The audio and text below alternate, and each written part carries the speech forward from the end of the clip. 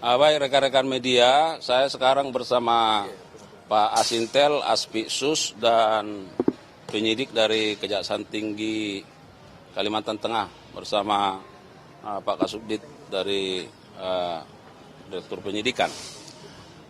Benar bahwa pada malam ini sekira pukul 21:10 waktu Indonesia bagian Barat terhadap UI, ya, setelah dilakukan pemeriksaan sebagai saksi, ya, kemudian penyidik menemukan bahwa ada bukti permulaan yang cukup bahwa yang bersangkutan memiliki keterlibatan terhadap perkara ini, dan kemudian dari gelaran perkara yang dilakukan oleh penyidik berkesimpulan bahwa yang bersangkutan ditetapkan sebagai tersangka, ya.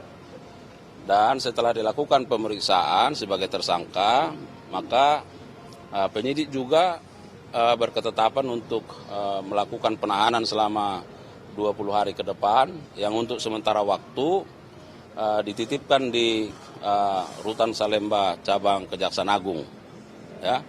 Nah, perlu kami sampaikan bahwa memang tadi sore, ya, berdasarkan surat permohonan monitoring dari Kejaksaan Tinggi Kalimantan Tengah meminta kepada Kejaksaan Agung dan melalui tim SIRI telah melakukan pelacakan, ya, keberadaan yang bersangkutan, ya. Dan ternyata ditemukan fakta bahwa yang bersangkutan sedang melakukan perjalanan kembali dari Vietnam, dan sekira pukul 15:45 yang bersangkutan diamankan dan dibawa ke Kejaksaan Agung untuk dilakukan pemeriksaan oleh tim penyidik dari Kejaksaan Tinggi Kalimantan Tengah.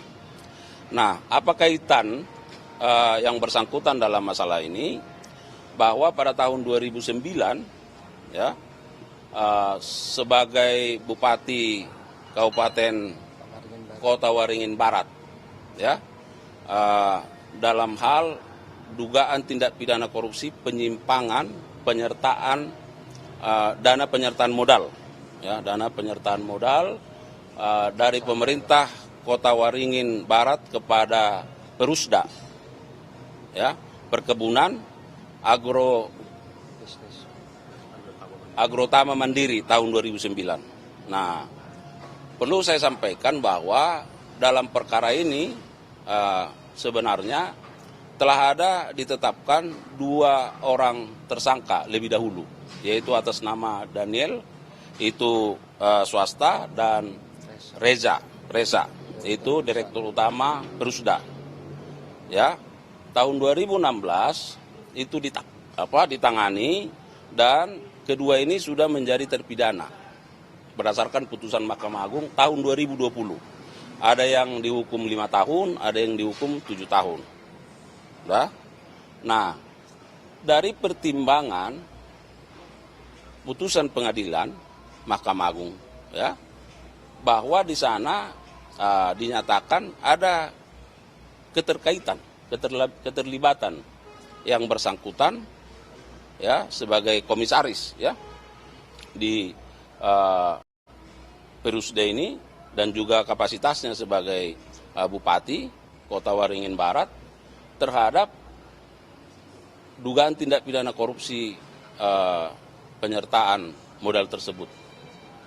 Nah, oleh Kejaksaan Tinggi Kalimantan Tengah setelah mempelajari, mengkaji, dan melihat posisinya, maka tahun 2023 ini dilakukan penyidikan terhadap yang bersangkutan sekitar bulan September, ya. Tetapi media harus pahami bahwa dalam suasana pemilu, ya, nah, maka diberi kesempatan, dan setelah itu di tahun 2024 ini penyidikan itu dilanjutkan, ya, dilanjutkan.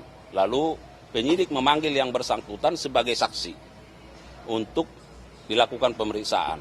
Namun yang bersangkutan tidak mengindahkan setelah beberapa kali dipanggil, ya, sehingga dilakukan monitoring dan diamankan dan sampai pada malam hari ini ditahan.